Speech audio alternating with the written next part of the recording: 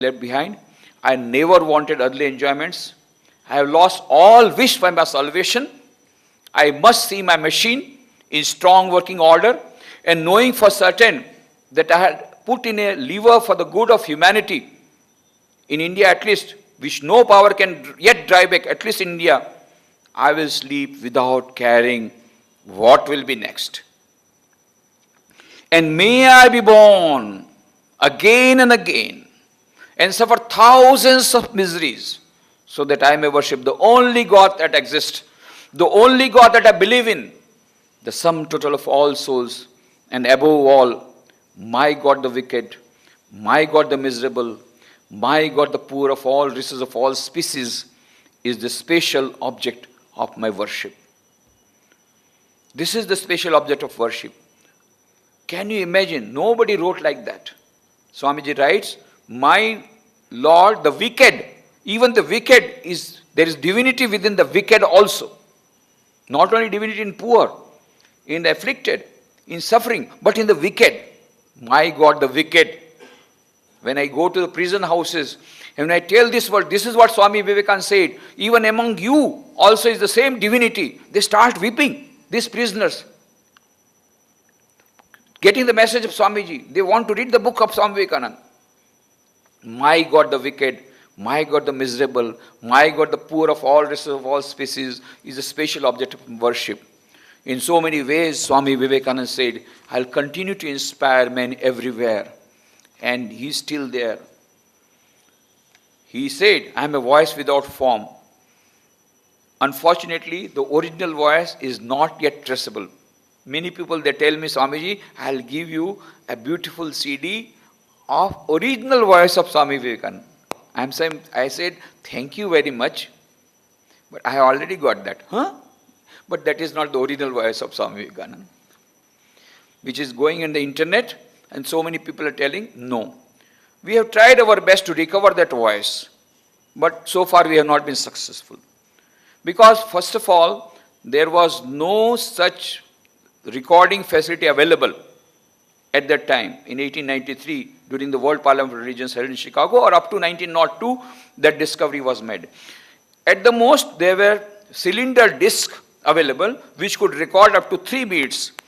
But the record that you find is a continuous, so many hours of recording, continuous recording, which is not possible. Only 3 minutes cylinders were available. And Swamiji was very much enamored by that machine, which used to record that.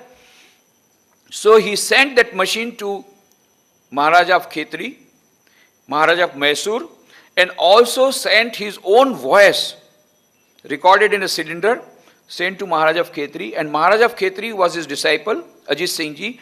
In his darbar, in the palace, in the darbar hall, he called the meeting, and what are the duties of a king? That is what he has written, he has told in that disc. And that was all the citizens of Khetri listened to that.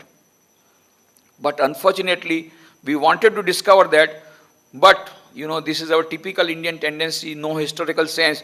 This cylinder, along with many other old newspapers and all that, were sold off by the palace people long back. We went to the place where this was sold, but it was not traceable. Another thing, Maharaja of Mysore was also friend of Swamiji. He sent one there. So we went to the palace. In that museum, that cylinder is available. But that cylinder is available, sent by Swami Vivekananda. But we wanted to recover the voice, but the voice is completely gone. Not at all traceable. We sent to America also, not traceable. I got one cylinder such like this thing from Diwan of Junagadh, Haridas Vihar Desai of Nadiyad. I went to Nadiyad, Desai Wado. We recovered a few cylinders. We sent to America. That voice is not traceable. So as on today, all our efforts of retrieving the original voice of Swami Vivekananda have failed. So that voice that you are getting is a very good voice, but not a voice of Vivekananda. Whatever it is, that voice is not available in the physical form. The form of Swami Vivekananda is not there, but the photograph is there. Photograph of Vivekananda is as inspiring as Vivekananda. You see the photograph? Just see. Have a look at the photograph, any photograph. There are 74 photographs of Swami, original photographs taken by the camera. And you see, that is, then you will find what, if the photograph is so inspiring, how inspiring he would have been. But that is the form. But Swamiji wants, no, my name should not be preached. I want only my voice. I am a voice without form. And what is that voice? That original voice is not there, but his voice, fortunately, was not recorded because recorder was not available, but there was one stenographer, Mr. Goodwin, who was traveling with him most of the time. He gave his services, and let us thank Mr. Goodwin. He, by his stenographic record, he took every word of what Swamiji spoke. Many people say that we are attracted by the literature of Swami Vivekananda. Why? You know, the books of Swami Vivekananda are completely different from any other book, because they are not books, they are the voice of Swami Vivekananda. How? Excepting a part of Raj Yoga that is written by Swami Vivekananda and the letters which Swamiji himself wrote, all other lectures that you get is not written by Swamiji. No, they are spoken by Swamiji and recorded in the same vein by Mr. Goodwin and others. And that is why you find they touch your heart. So the French savant, the Nobel Prize winner Roma Rolla, he says, when Rabindranath Tagore told Roma Rolla, if you want to know India, study Vivekananda. In him everything is positive, nothing negative. And then Roma Rolla started the book, reading the books of Swami Vivekananda, and he was so much inspired that he wrote biographies of Swami Vivekananda and Ramakrishna later on, about 30 years later. So in 1934, when the books came out, after 30 years, he wrote about the words of Swami Vivekananda.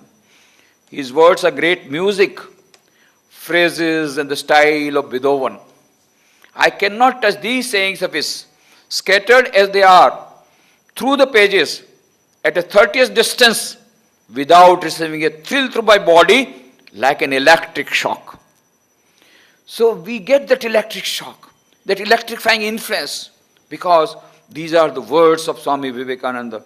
They are not written, they are spoken words. And Swamiji said, my words are like fire. They will enter into your brain and have transformation. Just as Jesus Christ said, my words are like fire, they will enter into you and work miracles. Similarly, Swamiji said, my words are like fire, they will burn you out, enter into your brain and burn you out. He himself said about this, and that is the voice of Swami Vivekananda, which is coming, ever inspiring Vivekananda, through particularly his books, which are nothing but his voice coming to us in the form of books. And that is why this is, as on today, giving inspiration. When Swamiji was alive, he inspired many. I'll give only two examples. When Swamiji was traveling from India to America, from Bombay to Chicago, at Vancouver, in Japan, he met Jamsetji Tata in a hotel. And Jamsetji Tata had gone to get a deal for matchboxes. And then Swamiji said, why do you purchase matchboxes? Why don't you start a factory? Our Indian people will get the employment also. And then he talked about industrialization, economic development of the nation, and so many other things. We do not know what all about. But they were both traveling in the same ship from Vancouver to Chicago. And during this travel of about a month and a half, they had a lot of talks. But we come to know about this only afterwards. Jamsetji Tata thought of starting Indian Institute of Science in Bangalore. At that time, Jamsetji Tata wrote a letter on 23rd November 1898. He wrote to Swami Vivekananda that you may remember me as a fellow traveler. At that time, we had a lot of talks about the economic development, industrialization, and channelizing the monastic power and the spiritual power for the regeneration of our motherland. And you must have doubtless heard of my scheme of this Indian Institute of Science, this research institute. And I know not of a person who could be more fitting general for this campaign than Vivekananda.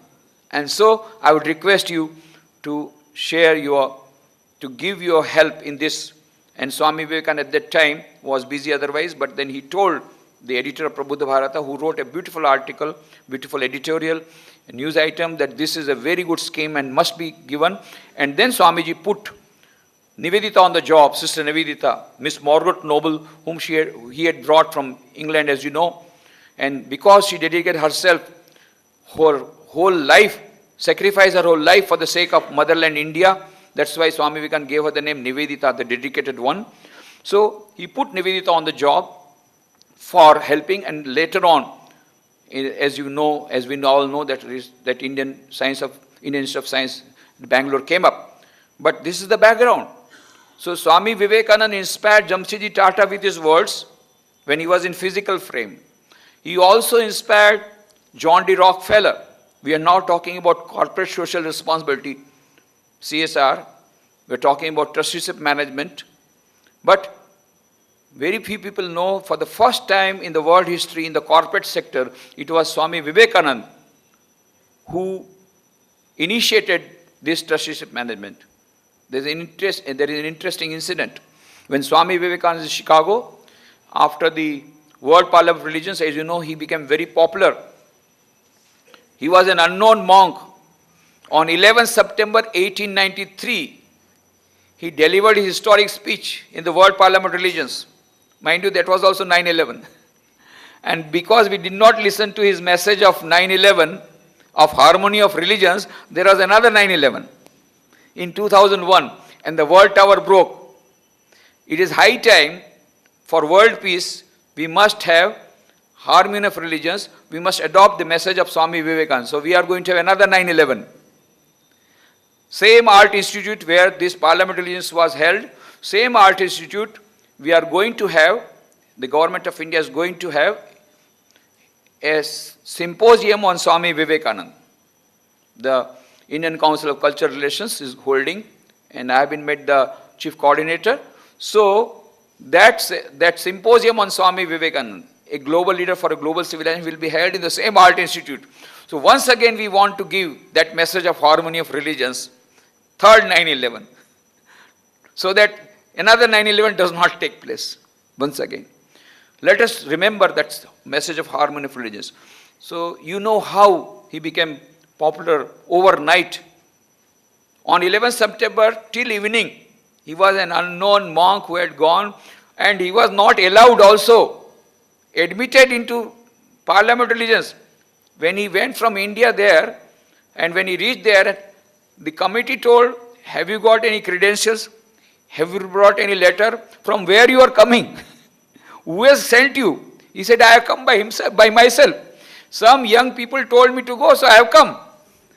Where is the credential? I don't have credentials. He said, you can't get admission. He was very much nervous. Now he had no money to go back also. So he gave a telegram, no internet that time, no email, no telephone. So he gave a telegram, at least he sent the money for going back. And I don't have money to live here also, because the hotel charges are very heavy. And the clothes were given very lovingly by Maharaja Khetri, because he was disciple. He thought he should wear the same clothes that I am wearing. At plus 50 degrees Celsius, whatever clothes he is wearing, he gave the same silken clothes to Swamiji out of love, not knowing that it is minus 30 degrees Celsius in Chicago in September. And Swamiji was not having any woolen clothes, no money to purchase. He said, I will die of this cold. So you send some money, at least I am not able to purchase woolen clothes, not difficult. Now what to do?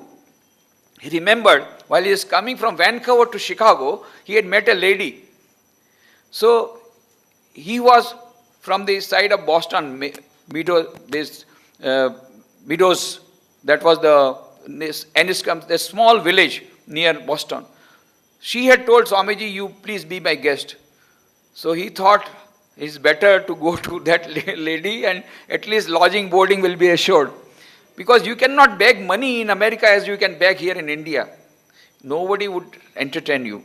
So he went to that lady, and then that lady was very happy. What he would do is that he would put Swami Vivekananda in the horse carriage and go around the village to show the very peculiar type of some species, some animal that has come with this queer dress, and people were very much entertained. And she was taking pride, I have brought some special element from India. Swamiji had to undergo all that because free lodging and boarding.